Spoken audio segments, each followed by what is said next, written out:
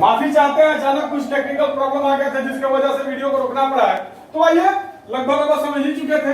अब आप देख सकते हैं कि इस दोनों त्रिभुज में ये जो कोण आर है, ये त्रिभुज पीक्यूआर में भी है और त्रिभुज आरटीएस में भी है, दोनों में है। मतलब ये कोण आर दोनों में है। तो आप लिख सकते हैं कोण आर बराबर कोण आर उभयनिष्ठ।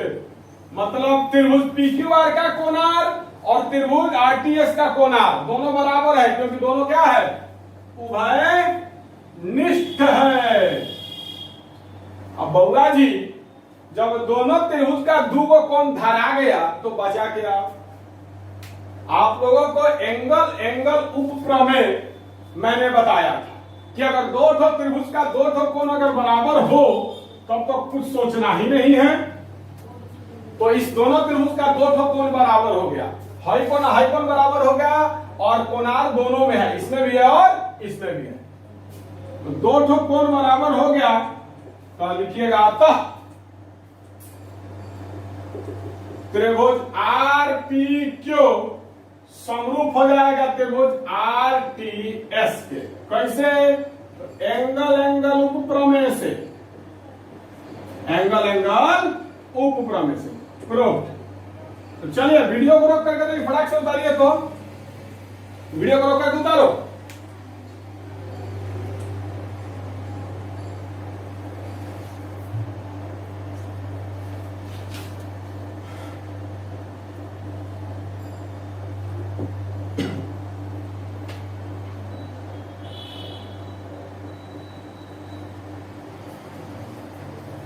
चलिए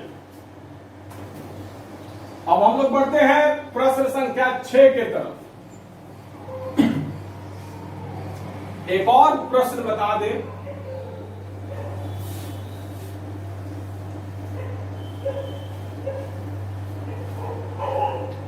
तो प्रश्न संख्या 6 को शुरू करने से पहले मैं थोड़ा सा कुछ बेसिक्स को क्लियर करने का आज्ञा चाहूंगा।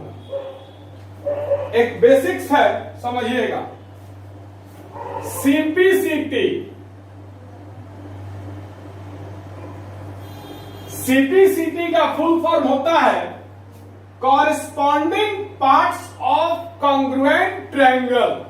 मतलब सर्वांगसम त्रिभुज के संगत भाग बराबर होते हैं। मेरे कहने का मतलब यह हुआ कि अगर दो ठो त्रिभुज सर्वांगसम है तो उसका संगत कोण और संगत भुजा बराबर होता है। इसी नियम को सीपीसीटी से हम लोग जानते हैं। इसी नियम को हम लोग सीपीसीटी से जानते हैं, समझिएगा।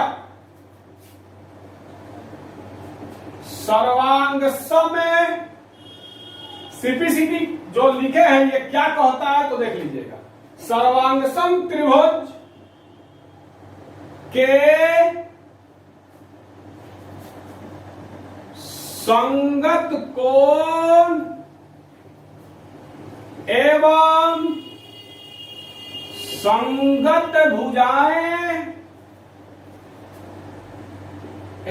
संगत भुजाएं बराबर होता है, समान होता है। फॉर एग्जाम्पल मान लीजिए चला जी,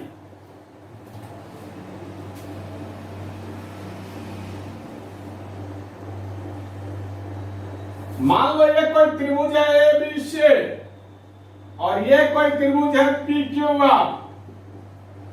ये कोई त्रिभुज है एबीसी और ये कोई त्रिभुज है पीक्यूआर। यदि आपको दिया हुआ है, यदि त्रिभुज एबीसी सर्वांगसम है त्रिभुज पीक्यूआर के, अगर आपको दिया हुआ है, क्या दिया है? तो त्रिभुज एबीसी और त्रिभुज पीक्यूआर सर्वांगसम है, तो ए का संगत कोण पी हो जाएगा, बी का संगत कोण क्यू हो जाएगा और सी का संगत कोण आर हो जाएगा। कोण ए का संगत कोण पी, कोण बी का संगत कोण क्यू, कोण सी का संगत कोण आर। आप लोगों को ऑरेंजिंग हम समझाए हुए हैं पिछले क्लासेस में। कि जैसे सीरियल वाइज ही लिखा जाता है यहां पर, ये सब के बारे में समझाया गया आप लोग। तो अगर ये दोनों त्रिभुज सर्वांग सम हैं तो सीपीसीटी कहता है, अगर ये दोनों त्रिभुज सर्वांग सम है तो सीपीसीटी कहता है कि कोण ए बराबर कोण पी होगा, कोण बी बराबर कोण सी होगा, ना कोण बी बराबर कोण क्यू होगा तथा कोण सी बराबर कोण आर होगा, एवं ए के सामने बीसी, पी के सामने क्यू आर। समान कोणों की सम्मुख भुजाएं ही संगत भुजाएं होती है। तो ए के सामने बीसी है, पी के सामने क्यू आर है, तो बीसी और क्यू आर भी बराबर होगा। उसके बाद बी के सामने एसी है और क्यू के सामने पी आर है, तो एसी और पी आर संगत भुजा ये भी बराबर होगा, एसी और पी आर संगत भुजा ये भी बराबर होगा। तीसरा बचा कौन, तो कौन सी और कौन आर, तो कौन सी के सामने ए बी है और कौन आर के सामने पी क्यू है, तो तथा ए बी और पी क्यू भी बराबर होगा। यही है सीपीसीटी। सीपीसीटी का मतलब सर्वांगसम त्रिभुज के संगत कोण एवं संगत भुजाएं बराबर होती हैं। सर्वांगसम त्रिभुज की संगत कोण एवं संगत भुजाएं बराबर होती है, यही कहता है सीपीसीटी। अब ये दोनों त्रिभुज सर्वांगसम है, तो अगर दिया हो यदि त्रिभुज एबीसी सर्वांगसम त्रिभुज पीक्यूआर है तो इसका प्रत्येक संगत कोण और प्रत्येक संगत भुजाएं बराबर होंगी। तो चलिए वीडियो को रोक करके उतारिए, तो पहले इसको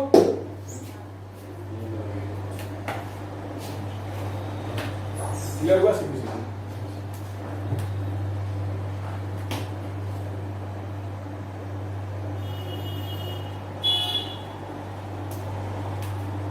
हर एक क्वेश्चन के लिए बेसिक अलग से देना पड़ता है, हर एक क्वेश्चन के लिए।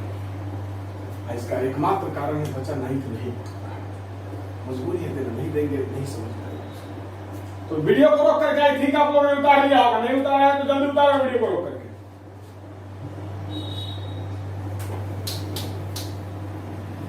अब आते हैं प्रश्न संख्या 5 पे।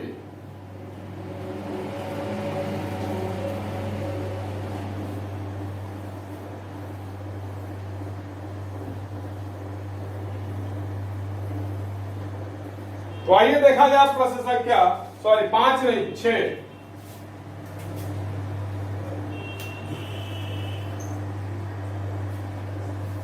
आकृति 6.37 में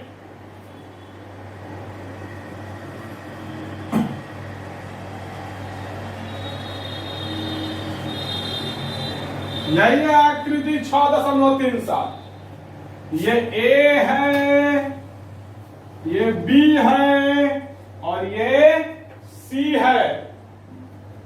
यहां पर डी और ई भी है। उसके बाद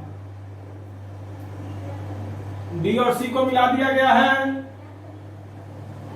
बी और ई को भी मिला दिया गया है। यही है आप लोगों का फोटो, आकृति 6.37। अब दिया क्या है तो लिखा जाए, दिया है क्या, तो त्रिभुज ए बी ई सर्वांगसम है त्रिभुज ए सी डी के। 2 मिनट रुपये काटते हैं उसको। दिया क्या है तो त्रिभुज ए बी ई सर्वांगसम त्रिभुज ए सी डी है। सिद्ध क्या करना है, बस लिखने का देरी है, समझाने में थोड़े समय लगेगा।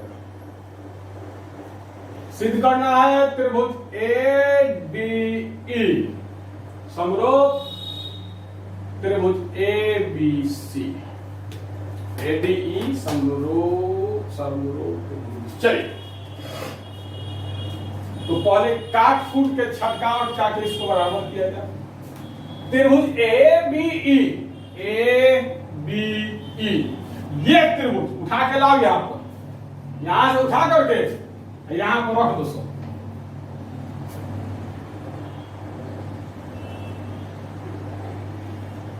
हम तो रख दिए, अपना देख लीजिए आप। ए बी ई उठा के रख दिए, ये ए बी इसको उठा के यहां रख दिए। अब क्या है, ए सी डी, ए सी डी इसको भी उठा के यहां रख।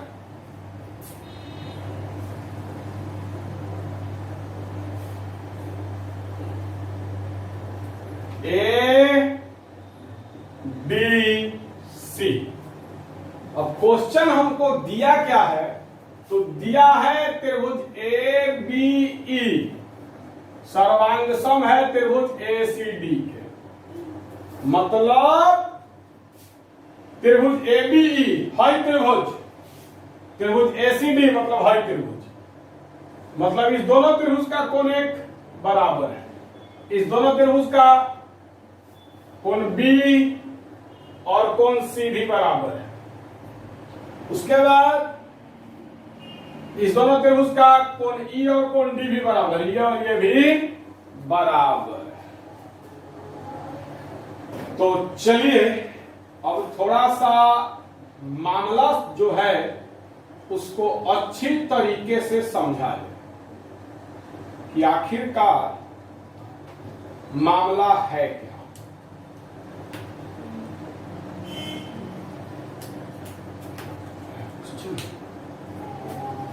ये तो आप समझ गए अच्छी तरीके से। अगर चाहो तो रफ में कहीं इसको उतार लो, रुको लिख देना अच्छा से। इसको कोण 1 मान लो, इसको कोण 2 मान लो, इसको कोण 3 मान लो, इसको 4 मान लो, इसको 5 मान लो, इसको 6 मान लो। तो कोण 1 बराबर कोण 4 सीपी से, कोण 2 बराबर कोण 5 सीपी से, कोण 3 बराबर कोण 6 सीपी से। अरेंजिंग दिया हुआ है। तो एक काम कीजिए बाबू, अगर अच्छे तरीके से आप इस क्वेश्चन को समझना चाहते हैं तो ये जो अभी रफ में हम समझाए हैं, ये इस दोनों को जरा उतारिए। तो इसके बाद एक मिनट रुक जाइएगा, इसके बाद ए बी और ए सी भी बराबर होगा, नो डाउट। इसके बाद ए बी और ए सी भी बराबर होगा। तो चल ये भी लिख लीजिए, ए बी और ए सी भी बराबर है सीपी से। ए बी और ए सी भी बराबर हो जाएगा, काहे कि कोण 2 और कोण 5 बराबर है, तो 2 के सामने ए बी है, 5 के सामने ए सी है। अब हम लोग को सिद्ध जो करना है उस पर आइए, ए डी ई और ए बी सी।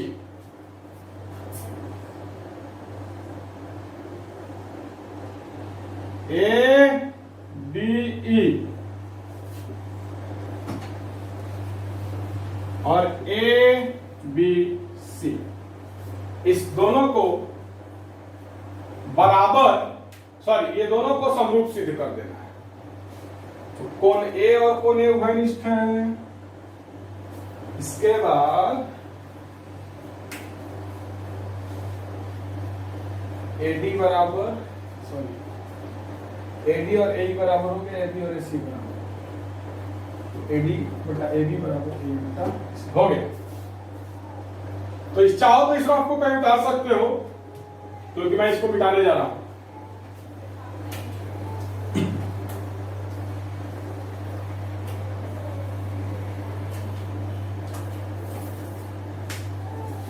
तो आइए अब इस दोनों पर हम लोग आते हैं। चलिए ध्यान दीजिएगा, अब हम इसका प्रमाण आप लोगों को देते हैं। प्रमाण हम लोग को दिया हुआ है ए बी ई और ए सी डी समरूप है, और आपको बोले थे थोड़ा देर पहले कि उतार लीजिएगा। अगर अच्छा समझना चाहते हो तो लिखिएगा, चूंकि त्रिभुज ए बी ई सर्वांगसम है त्रिभुज ए सी डी के, दिया है, क्या है, दिया है, क्या दिया है, तो त्रिभुज ए बी ई सर्वांगसम है त्रिभुज ए सी डी के। इसीलिए ए बी बराबर ए सी, ब्रैकेट में लिख दीजिएगा सीपी से। इसको समीकरण 1 मान लो, तथा AD बराबर AE, ये भी सिंप्लिसिटी से इसको समीकरण 2 मान लेना। नहीं समझ में आया, नहीं पल्ले पड़ा, समझते हैं, कोई दिक्कत नहीं है। दिक्कत हम समझ गए, चलिए कोई बात नहीं। फिर एक बार दम लगा दे रहे हैं।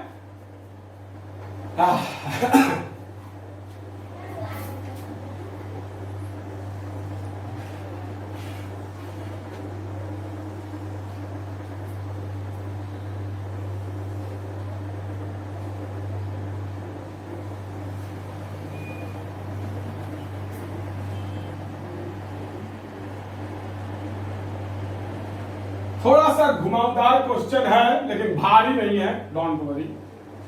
यही है त्रिभुज ABE और त्रिभुज ADC। ये दोनों त्रिभुज सर्वांग सम दिया हुआ है, एकदम गहराई से समझना। ABE और ACD ये दोनों का दोनों त्रिभुज सर्वांग सम दिया हुआ है। ये कोण और ये कोण बराबर है, ये भी दिया हुआ है। ये कोण और ये कोण बराबर है, ये दिया हुआ है। ये और ये बराबर, ये भी दिया हुआ है। सिंप्लिसिटी से मतलब दोनों त्रिभुज सर्वांग सम अगर है तो कोण A बराबर कोण A, मतलब ये कोण और ये कोण बराबर है। कोण B बराबर कोण C, मतलब ये कोण और ये कोण बराबर है। क्लियर? कोण E बराबर कोण D, मतलब ये कोण और ये कोण बराबर। क्लियर? सिंप्लिसिटी से दो त्रिभुज अगर सर्वांग सम होगा तो उसका संगत कोण और संगत भुजा निश्चित तौर पर बराबर होगा, निश्चित।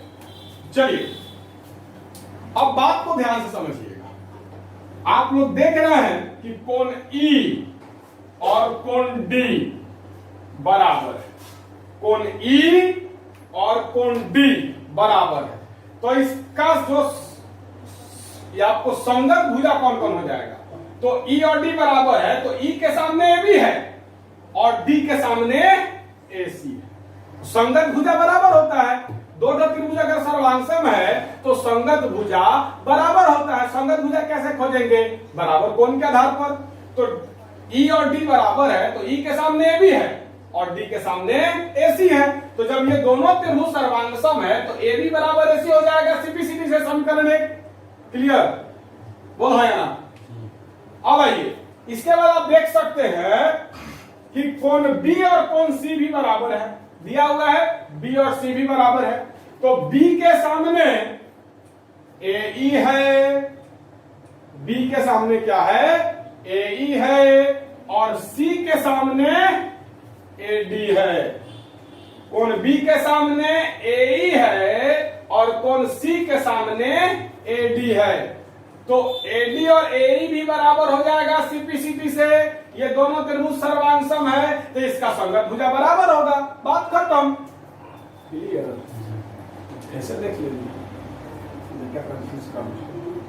अब आइए,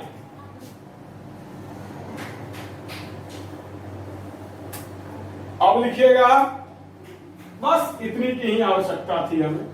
लिखिएगा अब त्रिभुज ADE तथा त्रिभुज ABC में, त्रिभुज ADE तथा त्रिभुज ABC में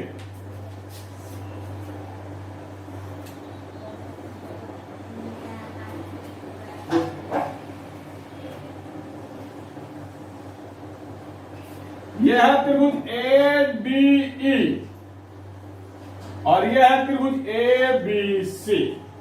ये त्रिभुज ADE है और ये त्रिभुज ABC है। तो चलिए आप देख सकते हैं ADE मतलब ये, ABC मतलब पूरा। इस दोनों त्रिभुज में एक कोण A है। कोण A जो है दोनों त्रिभुज में है तो हम लोग लिख सकते हैं कोण A बराबर कोण A उभयनिष्ठ, कोण A बराबर कोण A उभयनिष्ठ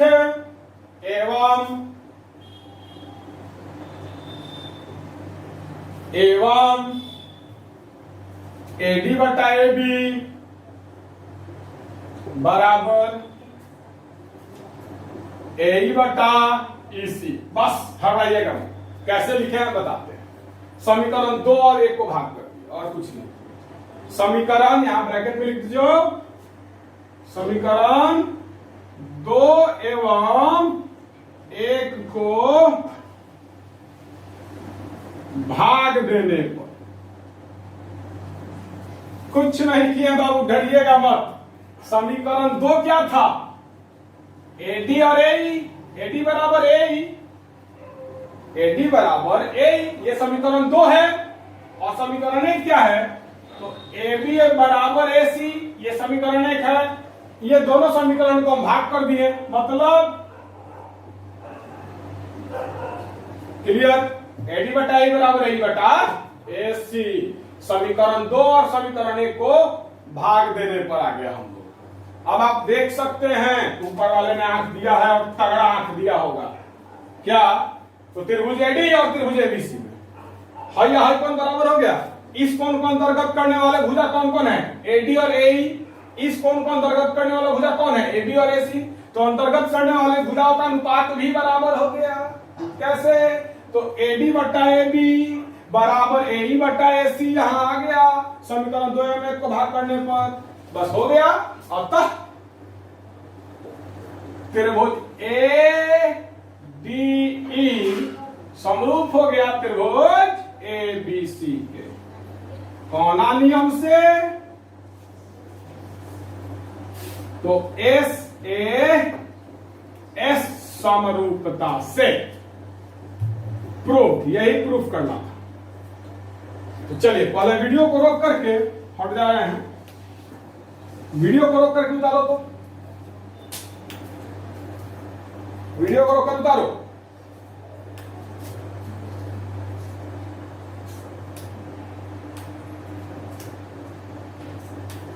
चलिए, तो आई थिंक आप लोगों ने उतार लिया होगा। तो आज का क्लास हम यहीं पर समाप्त करते हैं। हमको अंदर से फील हो रहा है कि मैंने काफी बेहतरीन तरीके से आपको समझाया है, लेकिन आपको समझ में आया या नहीं आया ये आप पर निर्भर करता है। तो आप बताइए जरूर कि आपको समझ में आ रहा है या नहीं आ रहा है। ये 6 नंबर क्वेश्चन बनाने का बहुत मेथड है, मेरे पास विधि का कमी नहीं है, बहुत मेथड से मैं इसको बना सकता हूं। तो 6 नंबर क्वेश्चन समझ में आया कि नहीं आया ये जरूर बता दीजिएगा। अगर समझ में आ गया तो बहुत अच्छी बात है, नहीं समझ में आया तो फिर अगले वीडियो में अगले क्लास में इसको फिर से समझाएंगे। ना हम डरने वाले हैं ना आप डरने वाले हैं। जितना परेशान करेगा उतना ही ज्यादा समझने में मजा आएगा। तो क्लास आपको कैसा लगा जरूर बताइए।